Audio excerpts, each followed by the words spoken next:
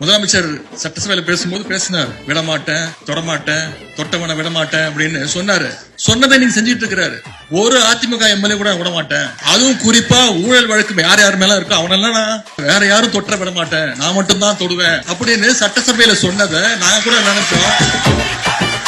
சரி, punch dialogue தான் பேசுறாரு. எங்களுக்கு சில நேரம் டவுட் ஆயிடுது, நாம சட்டசபைக்கு தான் வந்திருக்கோமா, ஏதாவது தியேட்டர்ல ஃபர்ஸ்ட் டே ஃபர்ஸ்ட் ஷோ படம் பார்க்க வந்திருக்கோமா? அந்த நிலைமையில இன்னைக்கு சட்டசபை நடந்துட்டு இருக்கு. தூய சக்தி தூய சக்தின்னு சொன்னாரு, தூர்த சக்தினாரு, மற்றும் சிலர் அப்படின்னாரு. பேர் சொல்றதுக்கே கூச்சப்பட்டாருங்க.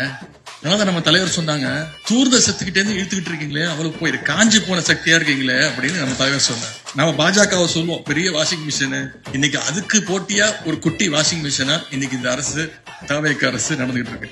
கல்லாப்பட்டி கூட்டணி நான் மறந்தாலும் இன்னைக்கு மக்கள் மறக்க மாட்டாங்க. நாம இதை ஒவ்வொரு நாளும் மக்கள்கிட்ட கொண்டு போய் சேர்க்கணும்.